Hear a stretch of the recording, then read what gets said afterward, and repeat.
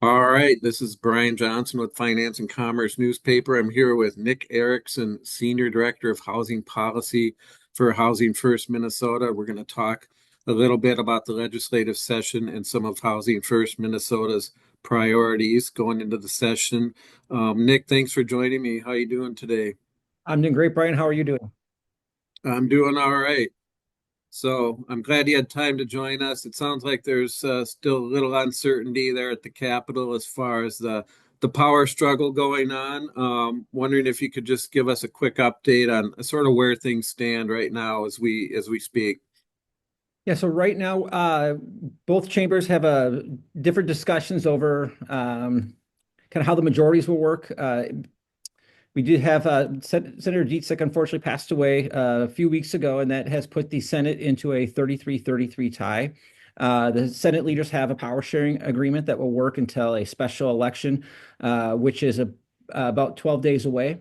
So they have an arrangement that will work until the results of that special election are known. And then on the House side, the election ended at a 67 tie in the House, and a court found that it had did an analysis and looked like one of the winning members did not live in his district. So that put the House into a 67-66 makeup, with a special election having to fill a vacant House seat. That House seat will be filled again about 12 days, 13 days away from now, when the Senate one is held. So there is a question over what the quorum rules are in the House, and so that's really put the House at a standoff, where it doesn't look like they're going to be conducting too much business in the next coming weeks until that gets sorted out.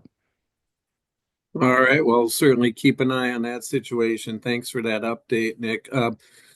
Just to I guess, set the table for our discussion. Wondering if you could tell us a little bit more about Housing First Minnesota, who your members are, and what your mission is. Well, thanks, Brian. It's a great question. Housing First Minnesota is a trade association. We represent the builders, remodelers, developers, and the skilled trade partners that build the communities and places that we all call home.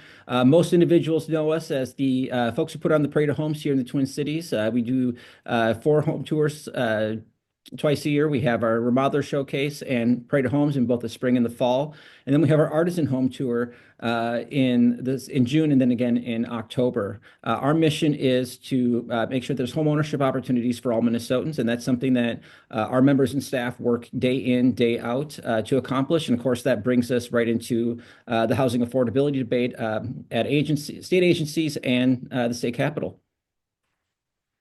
Yeah, we'll definitely talk about that. Wondering if you could first tell us more a little bit about your career journey and how you got into this line of work. Yeah, so I have been with Housing First Minnesota for 8 years now. So I will be approaching my eighth legislative session working on housing policy issues for the organization. I have been spending the last 20 years of my career working in public affairs with an emphasis in strategic communications. I spent 5 years at United Health Group. Following the implementation of healthcare reform. And I was on part of my duties were to try to explain what healthcare reform is and what that means for the company and its operations. And that really had led me to my next challenge at Housing First Minnesota, which is trying to address the housing affordability problem and housing shortage here in Minnesota. So again, communications and policy. While there's certainly some big policy considerations coming up with regard to, I know Housing First Minnesota has always been kind of a leader in talking about that affordability challenge and how we get back to being able to build those starter homes.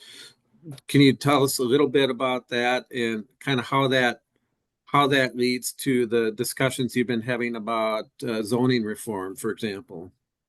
Yeah, so Minnesota is right now about 100,000 homes short of where it needs to be to have a effectively stable housing market. Most of that is concentrated here in the Twin Cities, where we're about 75,000 homes short of where we need to be to have a stable housing market. And those are homes, apartments, condos, senior living. It runs across the housing continuum of the housing types we need, and they're needed at all price points, but really concentrated, at the lower price points. here in the Twin Cities. And so we're talking about why we have such a housing shortage in the Twin Cities and here in Minnesota. It really comes down to that we're not building enough. We're not building enough because it simply is too expensive to build new homes. In Minnesota, we actually have the highest new home cost in the region. It costs roughly $550,000 to build a new median price home here in the Twin Cities, $540,000 here statewide in Minnesota.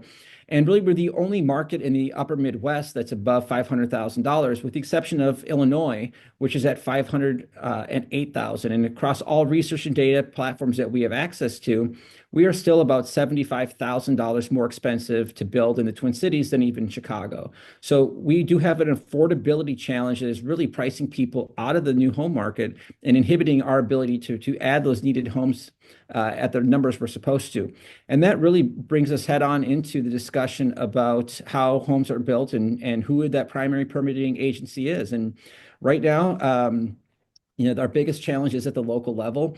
And what we're seeking to do is to try to find ways that we can help our local government partners streamline the process so that we can add new homes at the number and price points that we need to have an effectively stable housing market.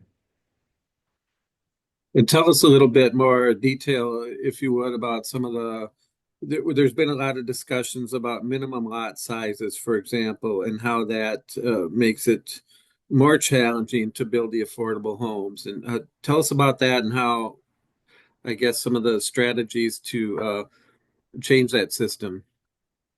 So right now, our biggest challenge is getting both the price points and the number of units necessary to really add enough housing to this market. And there's a correlation between the number of homes that are able to get part of a new subdivision and affordability, because it really helps bring down those added infrastructure costs that are part of the housing equation. New home buyers purchase and pay for all that new infrastructure within their subdivision, the streets, the sewer, the water, the stormwater ponding, all of that is part of their home price. And so when you are adding more units to a development, you're driving down the cost of that shared infrastructure. And when it gets to the zoning standpoint, there has been discussions, not just here in Minnesota, this has really become an international discussion across the world is are we adding enough density and do we have enough homes that are really going to help stabilize our housing market? And so that brings us into the discussion of how large our lots should be, how much space we should have between homes, how much extra infrastructure should our new home buyers pay for. And I always like to say, we have to buy zoning from and buy density from local government because it's not readily accessible. We're still relying on the 1980s and 90s large lot developments that are effectively not even demanded by the consumers anymore. If you can't afford a large lot home, you're not going to buy one. And so what happens is that our developers are driven into a variance process where a fair percentage of the new homes added in the Twin Cities do need to be done by a variance. And a good friend of mine who has researched this nationally from the Mercatus Center has said the scale and size of the amount of planned unit development variances in the Twin Cities region just indicates that the system is not functioning as it should. And so that brings us to who sets these laws. The laws locally are set by local governments. We have had several cities, St. Paul, Minneapolis, Richfield, Bloomington, that have done great work at modernizing their zoning and streamlining the approval process. And Rochester has done some great work on streamlining the approval process. And St. Louis Park is having some very great discussions at the moment about how can we help to stabilize our housing market. But these 6 cities can't do it alone. And so that brings us to who is setting the rules in which our cities plan, and those rules are established by the state. So we are seeking, input from state legislators to help us bring back starter homes, help us to build homes more affordably, help us close that price gap because it's nowhere near expensive in Wisconsin, Iowa, the Dakotas, or even Illinois to build new homes as it is here in the metro. So we've been having discussions now going back 5-6 years about zoning and land use laws in the state and what the state can do to help streamline production. And what are some of the barriers to making these changes? For example, I mean, what kind of case is there to be made for having larger lots from, say, a city standpoint? To me, it just seems like it would make sense to have more options for more choices, but is there a certain stubbornness or something where cities are saying, look, we just want the large lots and we don't want smaller lots?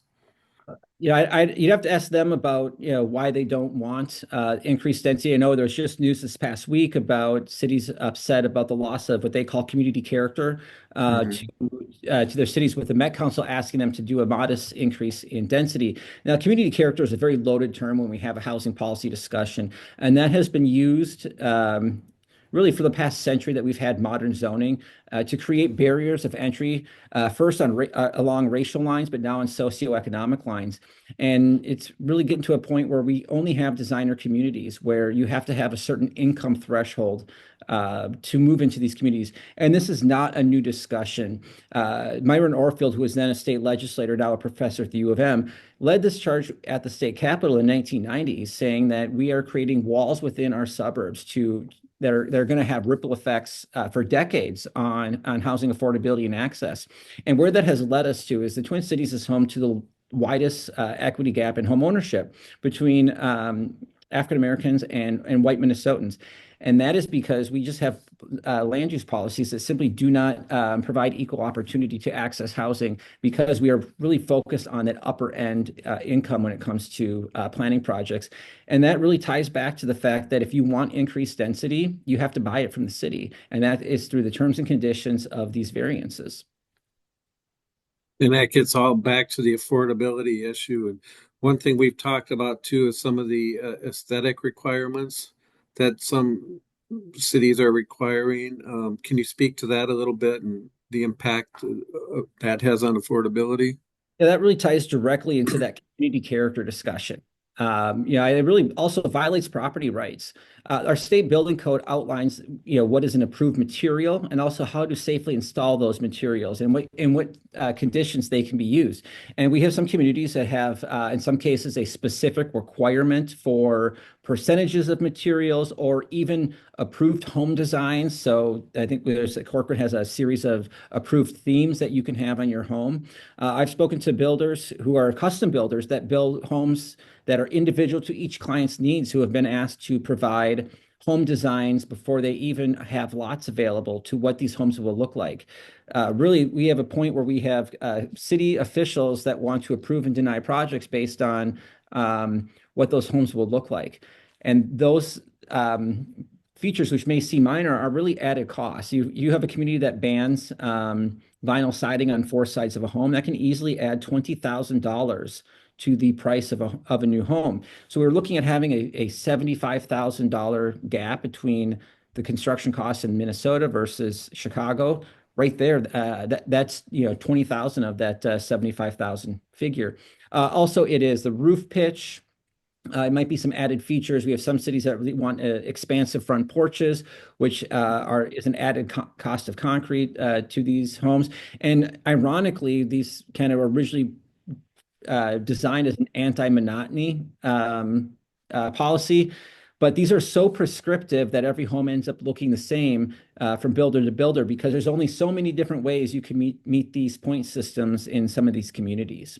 In addition to the affordability and access, it violates a property owner's choice to say what I want my house to look like. And the interesting thing about these is I've heard many reasons as to why these should be enacted. One of them is that these materials, it's being enacted for energy efficiency.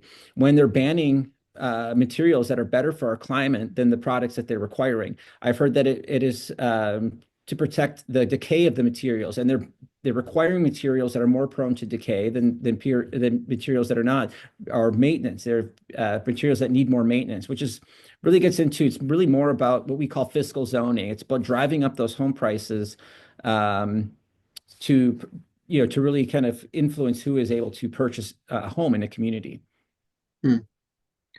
But years ago, there was a lot of discussion about the reluctance, in some cases, of regional planning bodies to extend urban services to some of the more outlying areas, the so-called MUSA line. Is that still an issue or a concern? I So I'll tell you, we have had 6 meetings between local government groups and housing reform advocates, including Housing First Minnesota, as well as these meetings have been attended by legislators over the last several months leading up to sessions. We're trying to find a way to make sure that homes are accessible in Minnesota to all. And in those discussions, this has come up several times. Cities are worried that the amount of sewer and water availability within the Met Council area is not adequate. Housing First Minnesota agrees with that. The Met Council, however, in a report issued a few months ago, says they're not going to extend it beyond through 2050, but they also feel that they have into the next century of available land in the Twin Cities, which really brings us kind of headlong into discussions with both the Met Council and local governments. We don't have enough land when you figure that we have to go through every project as a variance. It's very hard to predict what those projects will look like until they get through the approval process. We also don't feel that there is adequate land based on current development patterns. It's where we really do find some agreement with cities, but as we did see earlier this week, some suburban municipalities who are really on the edge are hesitant to do increased density that are really at the underlying foundations of these Met Council estimates. I think there are ways to get around that. But there are very few third rails at the state capitol, and the Met Council governance is probably the biggest of those third rails. And those are just generally not productive discussions. Interesting. Based on the discussions you've been having so far about some of the things we've been talking about with regard to the zoning reform and things like that, do you believe there's a bipartisan support for some of these proposals? I can tell you that there is 100% appetite for bipartisan reform. I think if you're never at the state capitol, you see a lot of the theatrics and the partisanship, but to be behind the scenes with legislators, working with them over the last year, I can tell you, despite a contentious election and despite what we see going on right now with the closely divided legislature, is being on phone calls with all four caucuses and having lawmakers, committee chairs, senior leaders within their caucuses and within their chamber say that we need to say yes to more homes in Minnesota because it is important. It is a value. And we have really seen behind the scenes lawmakers of both parties unite and commit to enacting legislation to bring back starter homes this next legislative session. Anything else you're looking at the legislature this year?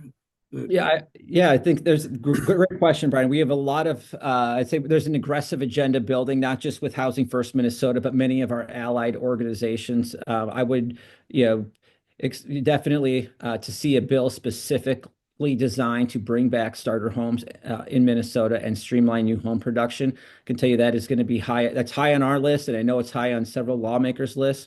Looking at legislation that is going to be reconfigured from last year to bring back what we call missing middle housing, to create more development opportunities in built-out communities. Legislation designed to make sure we're adding enough apartments because rental is a critical part of the housing continuum here in Minnesota, to make it easier to add those. We're in commercial areas to help boost our beleaguered commercial real estate markets, and then also some really specific bills. We've had discussions with lawmakers about reforming land use and zoning in a way that ensures that housing access is open to all Minnesotans, and really making sure that housing affordability is a mandatory part of the discussion at the local level.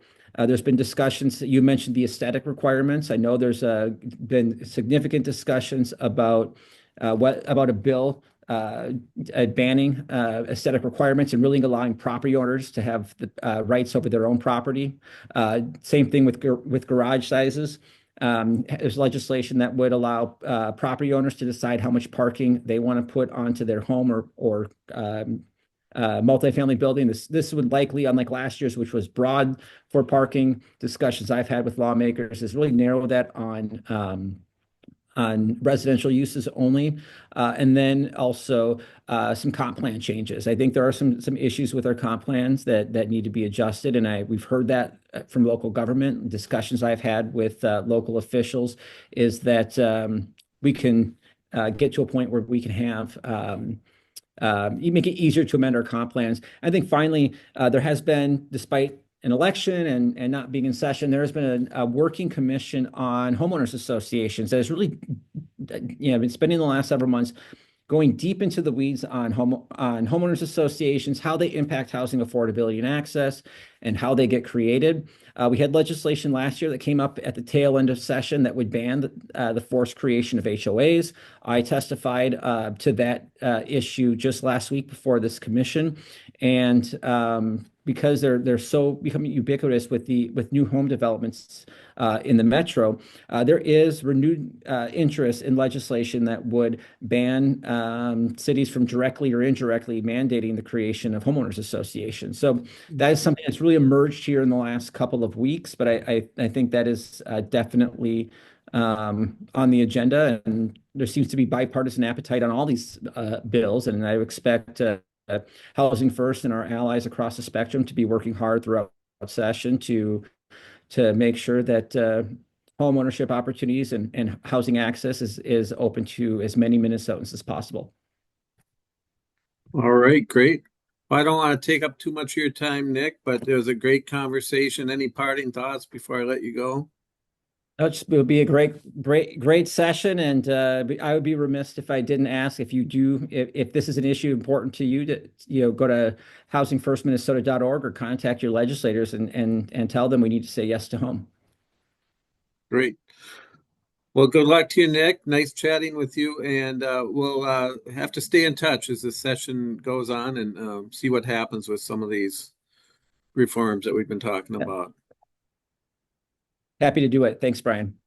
Thank you. Take care.